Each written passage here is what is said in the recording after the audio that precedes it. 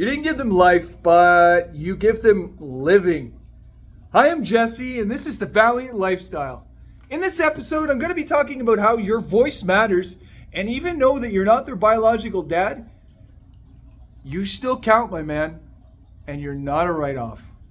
I want to invite you to subscribe if you haven't already. It's super easy. Go to the subscribe button there, and then hit all. Hit the black bell, and what that does is it allows my content to be available to you anytime. And if you've seen me before, welcome back. I love to entertain, and I love to support, and I love to serve. That's what I'm here for. I'm here to help, I'm here to serve, I'm here to assist, and I'm here to consult. All right, what am I going to be talking about today? Well, speak without apologizing. You belong here, period. You don't need to say, I'm sorry. Stop.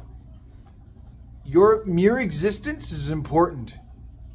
And if you need to interject in a conversation, if you've got to interject in a conversation, you don't have to always say, I'm sorry. For one, I am sorry. Replace that with your name. I am Jesse. If you say, I am sorry, yeah, you are. You are that. You are becoming that. Your body is actually becoming what that is. That vibration. Second thing, you don't need to apologize for every little thing that you do.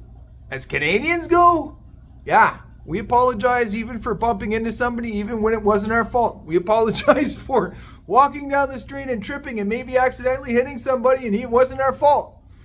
We apologize for silly things, for apologizing. We're such unique and apathetic people sometimes. I got in a habit of that, and what I did was I was able to, when I really needed to apologize for something, I just said, I apologize. I didn't say I'm sorry, and I don't say I'm sorry anymore because I would rather apologize and then do a little bit of an explanation rather than say I'm sorry. And for everything. I'm going to tell you a quick story here. In an airport here in Calgary, the last time I flew, somebody had left something in the security bin when we were going through security at the airport. And this lady who had left her laptop behind in the bin came over to me and said, I'm sorry. And I quickly said, you don't need to be sorry. You did not do anything wrong. And just handed her laptop. People don't need to be sorry for existing. Period. You belong. Claim your space. Love isn't biological, it's relational. Love isn't biological, it's relational. This is a big one. Actually, my wife and I were talking about this tonight. All of us, every one of us on this planet, need connection. Why is that? Because we learn how to live and survive when we have a reference point. We have a reference point of somebody that we know, that we visit with, that we connect with, that we're friends with. Then we get to know how we stack up against them. We have a reference point of who we are up against them. It's not a competition. It's not something to say that you're behind or they're far ahead or what have you. It is a place to show up and grow up. Be clear, not loud. Be clear, not loud. Clarity creates trust. And let me tell you something. With volume, the volume of your voice sometimes, and I get passionate. I'm going to tell you, I get passionate. I get the volume on. When it is a tone change, though, with volume, it is entirely different because the energy changes. And that's what I mean. When clarity creates trust, it's being definitive about what your tone is. When I get upset, what I've been truly working on and honing is being absolutely more calm and collected because I can't think. I think like a little caveman when I get really, really angry about things.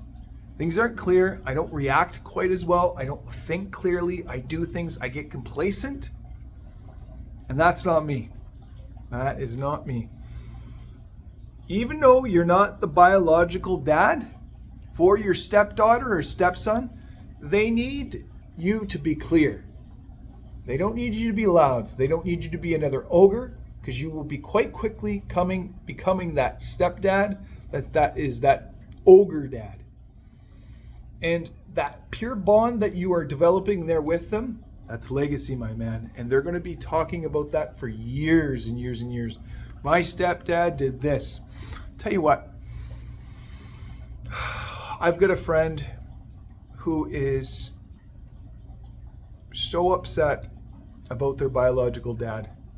He's here and there, he's in the picture in his life, but he's so much more proud of his stepdad for stepping up and stepping in crucial moments when he really needed his dad. And believe you me, it still hurts. It still hurts them, and it hurts me. It actually hurts to think about this for him, because there were some really crucial moments in his life where he really needed his dad, and his stepdad had to step in. And it's a part of him that helped him know himself more now than ever. Had he not had his stepdad, who knows where he would be? On the streets? Needles in his arms? Not faring well behind bars? Who knows? Who knows? And you don't have to always apologize, my friend, to your stepdaughter or your stepson. Claim your space. Claim your space. You're meant to be here. They choose you too. They've chosen you.